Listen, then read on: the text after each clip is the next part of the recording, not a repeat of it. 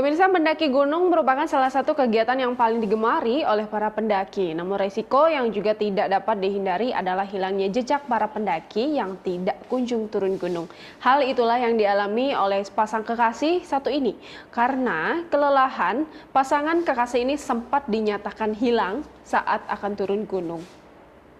Sepasang kekasih yang mendaki gunung Penanggungan sempat dinyatakan hilang. Ternyata keduanya belum turun gunung dengan alasan kelelahan. Dua pendaki yang sempat dikabarkan menghilang di Gunung Penanggungan Mojokerto akhirnya ditemukan. Keduanya kini dalam kondisi selamat.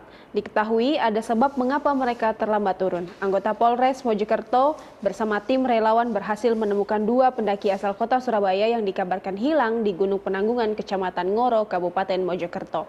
Kedua pendaki tersebut ditemukan saat berpapasan dengan tim pencari di atas shelter atau pos pendakian Candi Wayang kawasan Gunung Penanggungan 1653 MDPL pada Senin siang 6 Juli 2020. Para pendaki yang dikabarkan hilang itu bernama Yahya Muhyiddin, warga Kelurahan Lontar, Kecamatan Sambikerep, Kota Surabaya, dan pendaki wanita bernama Meilani Dwi Krismonika, Simong Gunung, Kelurahan Banyu Urip, Kecamatan Sawahan, Kota Surabaya.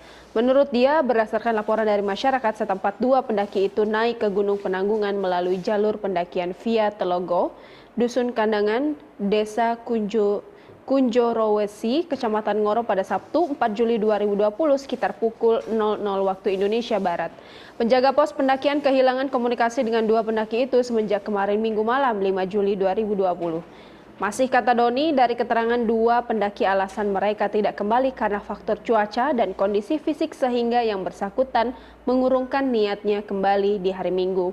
Ditambahkannya, keadaan dua pendaki kelelahan yang sampai sekarang masih beristirahat di rumah warga.